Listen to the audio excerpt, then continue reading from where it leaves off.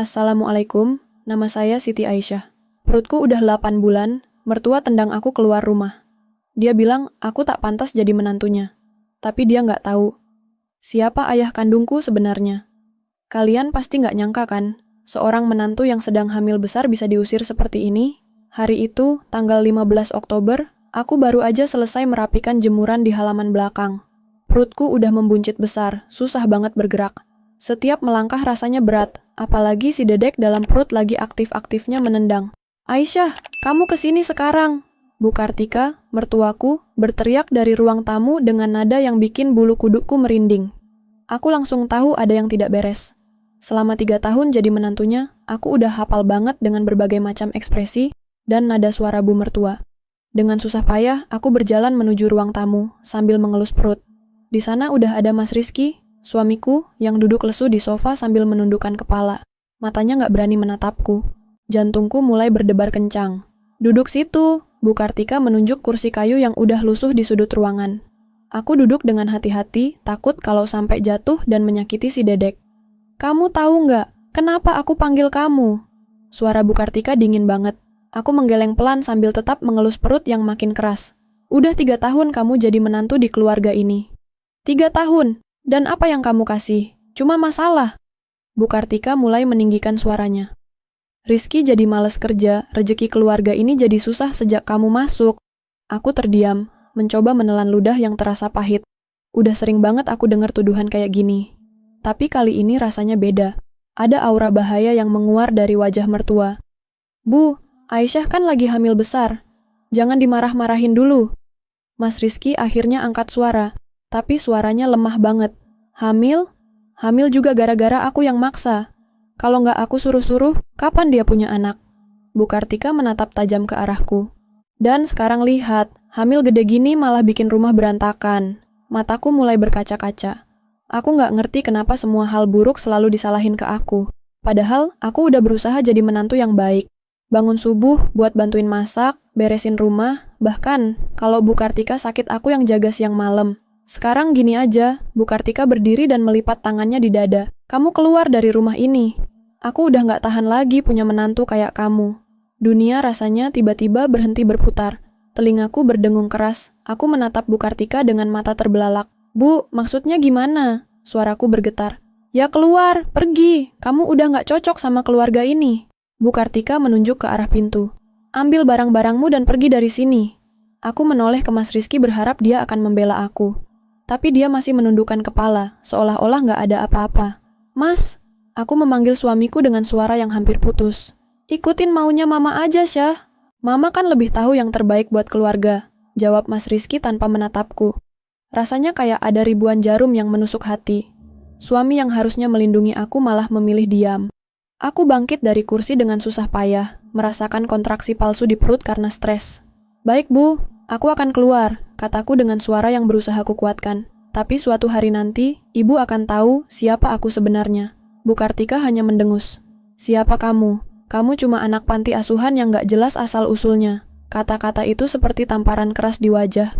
Memang benar, aku anak panti asuhan. Tapi aku punya rahasia yang selama ini gak pernah kubuka ke siapa-siapa, bahkan ke Mas Rizky.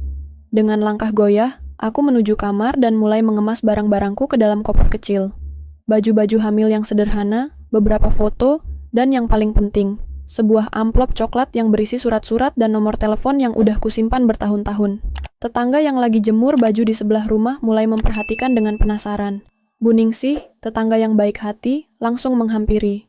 Mbak Aisyah, mau kemana dengan koper segala? Lagi hamil gini? Tanyanya khawatir. Dipulangkan, Bu, jawabku sambil mencoba tersenyum. Air mata udah nggak bisa kutahan lagi. Astaga, gimana bisa? Lagi hamil besar gini? Bu Ningsih menggelengkan kepala. Kalau nggak ada tempat, sementara menginap di rumah aku aja dulu, Mbak. Aku bersyukur banget masih ada orang baik seperti Bu Ningsih di dunia ini. Dengan bantuan beliau, aku akhirnya bisa istirahat sebentar di rumahnya yang sederhana tapi hangat. Malam itu, setelah sholat Isya, aku duduk sendirian di teras sambil mengelus perut. Si dedek masih aktif bergerak, seolah-olah dia tahu mamanya lagi sedih. Sabar ya nak, mama akan carikan tempat yang layak buat kamu lahir, bisikku sambil menangis pelan. Aku teringat sama pesan almarhum mama angkatku sebelum beliau meninggal 5 tahun lalu. Aisyah, kalau suatu saat kamu benar-benar terdesak dan gak ada jalan lain, bukalah amplop yang Mama simpan di lemari. Di situ ada nomor yang bisa kamu hubungi. Tapi ingat, pakai hanya kalau benar-benar terpaksa. Kali ini sepertinya udah saatnya aku membuka amplop itu. Dengan tangan gemetar, aku mengeluarkan amplop coklat dari koper. Di dalamnya ada selembar kertas dengan tulisan tangan Mama angkat dan sebuah nomor telepon.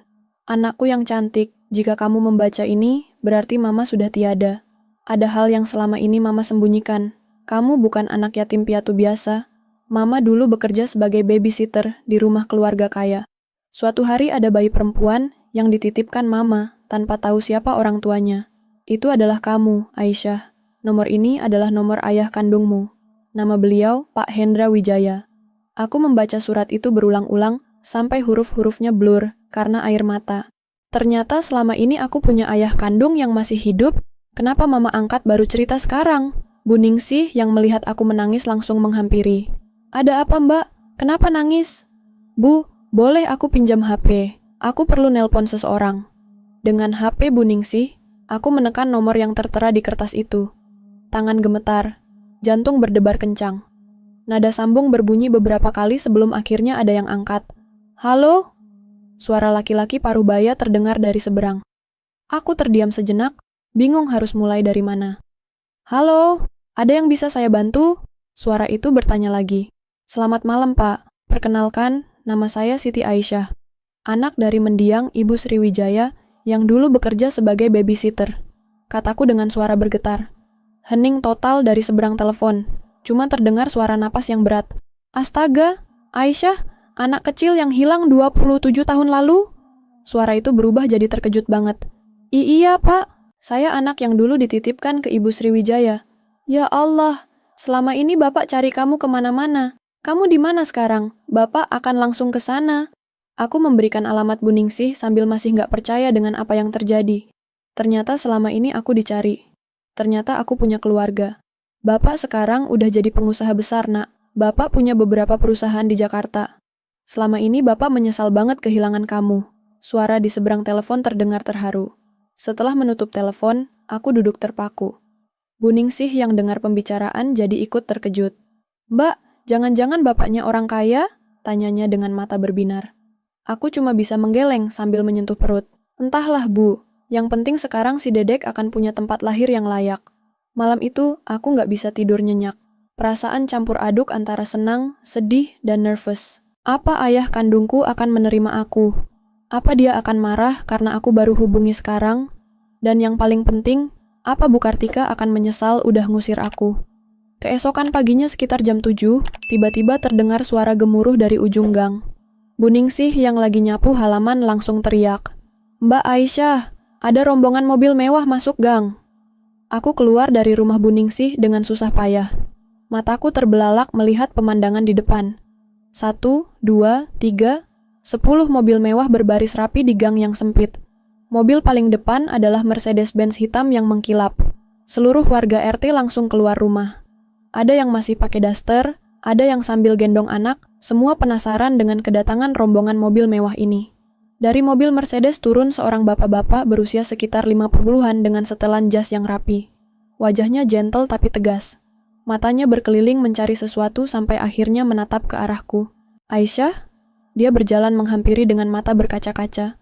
Aku cuma bisa mengangguk sambil mencoba menahan air mata. Bapak itu langsung memelukku dengan hati-hati, mengingat kondisi perutku yang besar. Anakku, akhirnya Bapak ketemu kamu. Suaranya bergetar penuh haru. Semua tetangga melongo melihat adegan ini. Bu RT yang biasanya galak sampai nggak bisa ngomong apa-apa. Anak-anak kecil pada berhenti main dan menatap penasaran. Dari arah rumah Bu Kartika, keluarga mertuaku keluar dengan wajah penasaran. Bu Kartika, Mas Rizky, bahkan ipar-iparku yang biasanya cuek sama aku, sekarang ikut mengerubungi untuk lihat kejadian ini. Siapa ini, Mbak? Bu RT akhirnya memberanikan diri bertanya. Ayah kandungku melepas pelukannya dan menghadap ke semua orang yang berkumpul. Perkenalkan, saya Hendra Wijaya. Ini adalah anak kandung saya yang selama 27 tahun hilang. Katanya dengan suara lantang yang bikin semua orang makin terkejut. Bu Kartika yang dari tadi cuma jadi penonton, tiba-tiba mukanya pucat pasi. Matanya menatap gak percaya ke arah aku dan ayah kandungku. Maaf, Pak. Kami tidak tahu kalau Aisyah adalah... Bu Kartika mulai tergagap. Tidak tahu apa? Ayah kandungku menoleh ke arah Bu Kartika dengan tatapan tajam. Tidak tahu kalau mengusir menantu yang sedang hamil besar itu tidak manusiawi? Bu Kartika langsung down, gak bisa ngomong apa-apa. Mas Rizky di belakangnya cuma bisa gantian pucat dan merah karena malu. Pak, kami mohon maaf. Kami tidak bermaksud... Mas Rizky mencoba angkat suara. Bermaksud apa? Bermaksud mengusir istri yang sedang mengandung anakmu? Ayah kandungku semakin tegas. Kamu pikir anakku ini siapa? Kamu pikir keluarga kami siapa? Dari dalam mobil-mobil mewah lainnya turun beberapa orang berseragam rapi. Ada yang kayak sekretaris, ada yang kayak bodyguard, ada juga yang bawa bunga dan kado. Pak, maaf terlambat. Tadi sempat macet di jalan tol. Salah satu orang berjas menghampiri ayah kandungku. Nggak apa-apa. Yang penting sekarang kita bawa Aisyah ke rumah sakit dulu untuk cek kondisi kehamilan. Setelah itu langsung ke rumah. Ayahku memberi instruksi. Siap, Pak. Semua sudah disiapkan. Kamar VIP di rumah sakit udah di-reserve. Dokter kandungan terbaik juga udah standby. Aku masih merasa kayak mimpi. Dari semalam jadi anak panti yang gak punya siapa-siapa, tiba-tiba jadi putri seorang pengusaha besar. Rasanya surreal banget. Aisyah, nak, sekarang kita pergi dulu. Kamu perlu istirahat dan perawatan yang layak. Ayah kandungku memegang tanganku dengan lembut. Aku menoleh ke Bu Ningsih, yang dari tadi cuma bisa melongo dengan mulut menganga. Bu Ningsih, terima kasih udah bantuin aku semalam. Suatu saat aku akan balas kebaikan ibu. Bu Ningsih cuma bisa ngangguk-ngangguk sambil senyum gak percaya. Sebelum masuk mobil, aku menoleh sekali lagi ke arah Bu Kartika dan Mas Rizky. Mereka berdua masih berdiri terpaku dengan wajah menyesal. Bu Kartika, aku memanggil mertua dengan suara tenang. Kemarin ibu bilang, siapa saya? Anak panti asuhan yang gak jelas asal-usulnya? Bu Kartika menundukkan kepala dalam-dalam. Sekarang ibu sudah tahu kan, siapa saya sebenarnya? Aku tersenyum tipis. Tapi tenang aja Bu, aku gak akan dendam. Yang penting, si Dedek lahir dengan selamat dan punya tempat yang layak. Dengan bantuan ayah kandungku, aku masuk ke dalam mobil Mercedes yang nyaman banget. AC dingin, kursi empuk, dan yang paling penting, ada rasa aman yang udah lama banget gak aku rasain. Saat mobil mulai jalan, aku melihat dari kaca spion belakang. Semua tetangga masih berkumpul membicarakan kejadian barusan. Bu Kartika dan Mas Rizky masih berdiri di tempat yang sama dengan wajah syok. Nak, maafkan Bapak ya. Selama ini Bapak nggak tahu kamu hidup susah. Ayah kandungku memegang tanganku. Nggak apa-apa, Pak. Yang penting sekarang kita udah ketemu. Aku tersenyum sambil mengelus perut. Bapak pasti akan jadi kakek yang baik buat si Dedek. Pasti, Nak. Cucu Bapak akan dapat semua yang terbaik. Pendidikan terbaik, hidup yang layak, dan keluarga yang menyayangi. Perjalanan ke rumah sakit terasa cepat banget. Aku langsung dibawa ke kamar VIP yang kayak hotel berbintang 5. Dokter kandungan terbaik di Jakarta langsung periksa kondisi si Dedek. Alhamdulillah, kondisi ibu dan bayi sehat. Cuma perlu istirahat lebih banyak karena stres kemarin, kata dokter setelah USG. Ayah kandungku langsung lega mendengar kabar baik ini. Dia duduk di sebelah tempat tidur sambil memegang tanganku. Aisyah, mulai sekarang kamu tinggal di rumah Bapak. Rumahnya besar, ada taman, ada kolam renang, ada pembantu yang akan bantuin kamu. Kamu nggak perlu khawatir apa-apa lagi. Pak, sebenarnya selama ini Bapak hidup sendirian? Aku penasaran. Iya nak, Bapak tidak pernah menikah lagi setelah ibumu meninggal. Bapak cuma fokus nyari kamu dan membangun usaha. Sekarang udah tua, Bapak pengen nikmatin hidup sama anak dan cucu. Air mata bahagia mengalir dari mataku. Akhirnya si Dedek akan lahir dalam keluarga yang utuh dan penuh kasih sayang. 2 minggu kemudian, aku udah tinggal di rumah mewah ayah kandungku di kawasan Menteng. Rumahnya gede banget, ada 15 kamar, taman yang luas, dan kolam renang. Pembantu di situ baik-baik semua dan ngelayani aku kayak putri raja. Suatu sore, ayah kandungku duduk di teras sambil minum teh. Dia cerita tentang usahanya yang udah berkembang ke berbagai bidang, konstruksi, properti, mining, dan perdagangan. Bapak punya sekitar 500 karyawan, nak. Omset per bulan miliaran rupiah. Semua ini akan jadi warisan kamu dan cucu Bapak nanti. Aku nggak pernah bermimpi bakal hidup semewah ini. Tapi yang paling berharga bukan kemewahan materialnya, melainkan kasih sayang ayah yang selama ini nggak pernah aku rasain. Handphone ayah kandungku tiba-tiba berdering. Dia angkat dan bicara sebentar, lalu wajahnya berubah serius. Nak, tadi ada yang nelpon dari kampung. Katanya mantan mertuamu mau ketemu. Dia minta maaf dan pengen bicara baik-baik. Aku menghela napas panjang. Terserah Bapak aja. Kalau memang mereka mau minta maaf dengan tulus, aku nggak keberatan. Keesokan harinya, Bu Kartika dan Mas Rizky datang ke rumah dengan wajah malu dan bersalah. Mereka berdua terlihat syok melihat kemewahan rumah ayah kandungku. Assalamualaikum, Bu Kartika menyapa dengan suara pelan. Waalaikumsalam, aku menjawab sambil tetap duduk di sofa empuk ruang tamu. Aisyah, Mama, maksudku aku minta maaf banget, Bu Kartika tergagap. Aku nggak tahu kalau kamu anak Pak Hendra. Ibu minta maaf karena baru tahu aku anak orang kaya, atau karena udah zalim sama aku? Aku bertanya dengan tenang. Bu Kartika menundukkan kepala. Karena udah zalim sama kamu. Aku sadar kalau selama ini aku terlalu keras. Aisyah, aku juga minta maaf.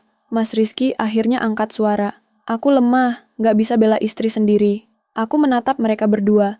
Dulu aku sangat menderita karena perlakuan mereka. Tapi sekarang, melihat mereka minta maaf dengan muka menyesal, aku justru kasihan. Udah, nggak perlu minta maaf segala. Yang penting sekarang kita hidup damai, kataku sambil mengelus perut yang makin membesar. Aisyah, Bu Kartika ragu-ragu. Apa? Apa nanti setelah lahir, cucu aku masih bisa ketemu sama nenek? Aku tersenyum tipis. Itu tergantung nanti si Dedek mau apa nggak ketemu nenek yang dulu ngusir mamanya. Setelah mereka pulang, ayah kandungku menghampiri dan duduk di sebelahku. Anakmu mulia ya nak, masih bisa maafin orang yang udah sakitin kamu. Aku belajar dari almarhum mama angkat pak. Beliau selalu bilang, dendam cuma akan bikin hati sakit. Lebih baik maafin aja, biar hidup tenang. Bapak bangga sama kamu Aisyah. Sebulan kemudian, aku melahirkan bayi laki-laki yang sehat dan lucu banget. Ayah kandungku sampai nangis bahagia waktu lihat cucunya yang pertama. Dia langsung ngasih nama Muhammad Hendra Wijaya, menggabungkan nama dia dengan nilai religius. Saat masih di rumah sakit, Bu Kartika dan Mas Rizky datang jenguk sambil bawa buah dan boneka. Mereka kelihatan sangat menyesal dan berusaha memperbaiki hubungan. Cucunya lucu banget, mirip sama bapaknya, kata Bu Kartika sambil menatap si kecil dengan mata berkaca-kaca. Alhamdulillah sehat dan normal, jawabku sambil menyusui si kecil. Aisyah, boleh nggak aku gendong sebentar? Bu Kartika bertanya dengan hati-hati. Aku menatap mantan mertuaku yang dulu galak banget, sekarang jadi humble dan minta izin buat gendong cucu. Aku mengangguk dan menyerahkan si kecil.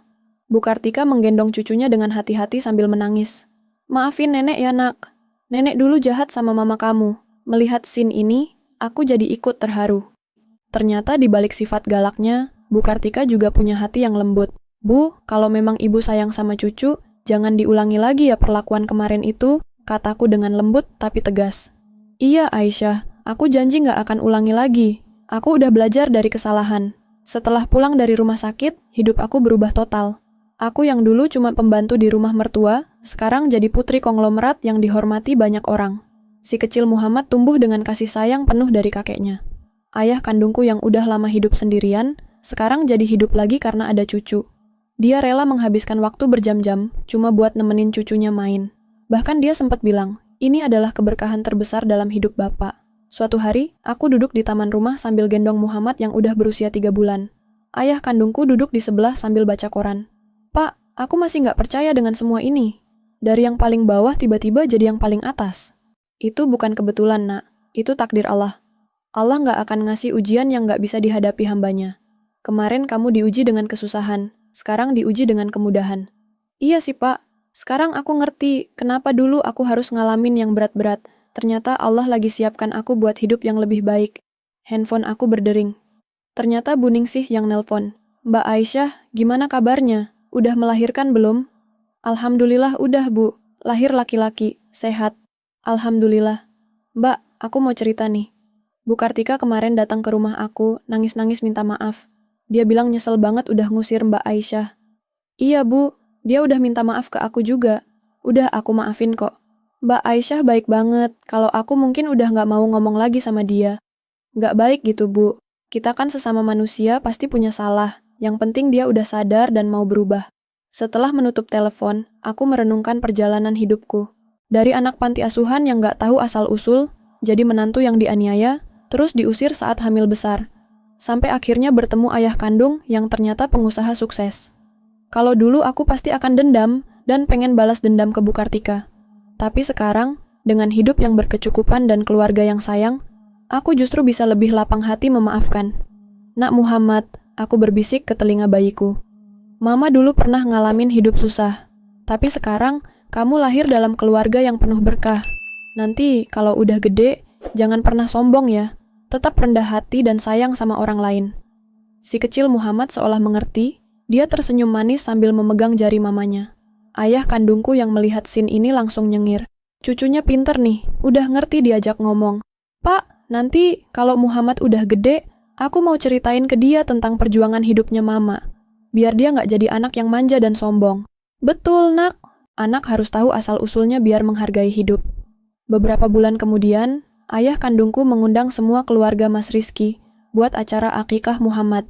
Dia nyembelih 2 kambing dan bikin kenduri besar di rumah. Semua tetangga di kampung lama ikut diundang, termasuk Bu Ningsih dan keluarga RT. Bu Kartika datang dengan membawa kado mewah buat cucunya. Dia udah nggak galak lagi, malah jadi nenek yang penuh kasih sayang.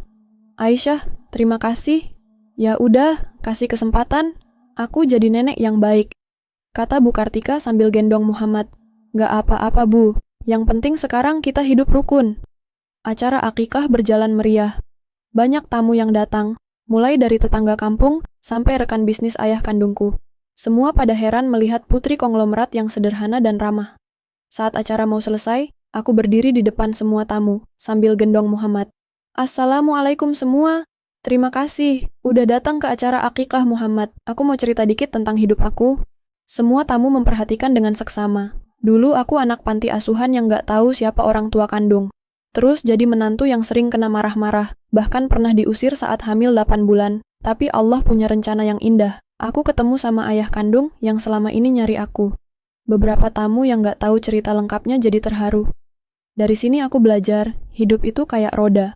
Kadang di atas, kadang di bawah. Yang penting, kita tetap sabar, tetap berbuat baik, dan percaya sama takdir Allah. Tepuk tangan meriah menggema di ruangan. Bahkan Bu Kartika yang duduk di depan sampai nangis terharu. Dan yang terakhir, aku melanjutkan sambil menatap Bu Kartika. Aku mau bilang terima kasih sama Bu Kartika, mantan mertua aku.